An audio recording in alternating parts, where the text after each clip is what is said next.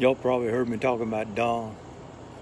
I alluded to him, but I had never talked to you about Don. See, I feel like it's my mission. All the people I like in this world, most of my friends are dead. But all the people I like in this world, I feel like it's my responsibility to kind of keep the memories alive, I give them to y'all. Maybe y'all have fun with them. I don't know. But old Don had a medical condition.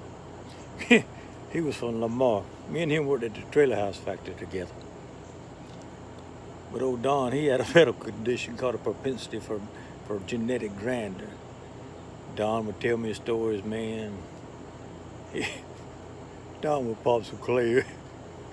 Don would pop some Quaaludes and start telling me all kind of wild stuff. He'd tell me all about how his people came from Rome, and they invented the Colosseum and lion fighting and all that kind of stuff. The next day he would tell me his people come from Greece and they invented the Olympics. One day he told me he sat right down on the floor of the trailer house. He told me all his kin people died on the Trail of Tears. Said he was Cherokee from Oklahoma.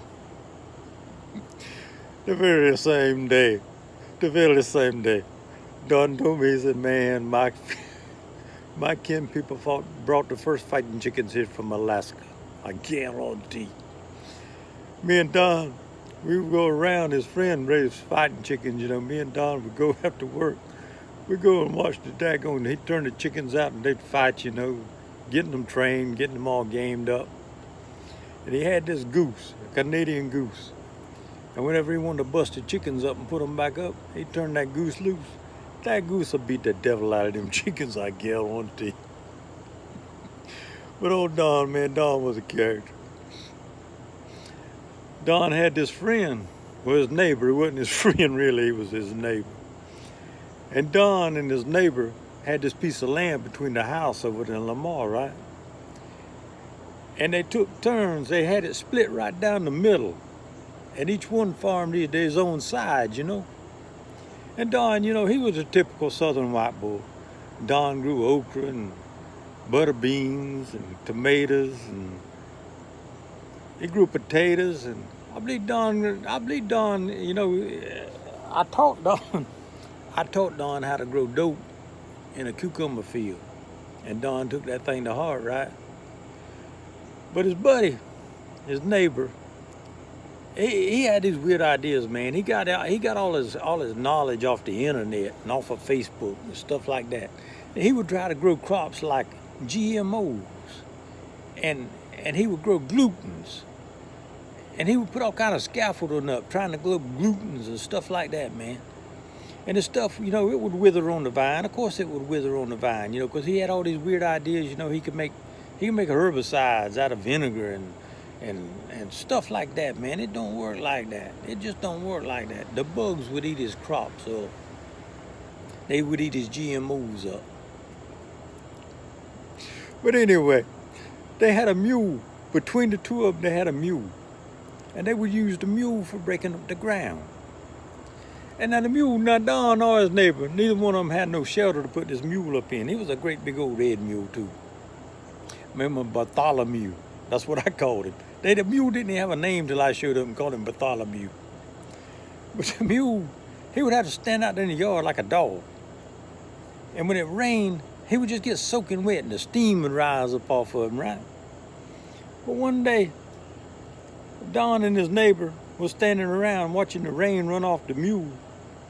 And they said, we ought to build a shelter for that mule. He's liable to catch the pneumonia and die. We won't have nothing to break up our farmland with. And so sure enough, his neighbor looked over and said, well, you got any wood? He said, yeah, I got some wood. He said, well, after this here storm, we'll go out there and we'll build him a little lean-to for him, something for him to get up into, So sure enough, after the rain, Don and his neighbor, they went out there and they nailed up a little daggone lean-to right there on top of the dirt. Didn't put no floor or nothing. It didn't need no floor. It's for a mule, right? It's for a mule. So sure enough, they went and got the mule, They lead him up in there, and the mule's ears are sticking up on his head. But the lean-to wasn't tall enough for the mule's ears to get in. A mule, he went in there and his ears touched, pushed back. That mule went dang fool, man. Went to kicking, bucking, went straight backwards. like an old crawfish throwing up his claws going in reverse. Well, Don, he looked over at his neighbor, you know, and he said, man, we got to trim this mule's ears up. You got a straight razor? Yeah, my friend, I got a straight razor. He said, well, I got some more axle grease out here. We'll trim that mule's ears up. We'll get him in the shelter tonight. And so they did just like they said. They got the implements of destruction up. And Don had the mule in a headlock trying to hold him while his neighbor trimmed his ears down.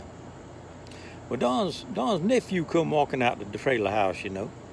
He walked up there and said, what in the world is y'all fixing to do, man? And Don looked over and said, the shelter we built is a little bit too short. We got to trim the mule's ears up because every time they touch the top, he acts like a fool and goes backwards, man. He won't go in the shelter. We got to get him in the shelter because he's going to catch pneumonia. Well, Don's nephew, you know, he's an educated fella. He looked at him and said, man, y'all ain't got to do all that. All you got to do is dig a daggone hole down in the dirt. Dig a hole down in the dirt, man.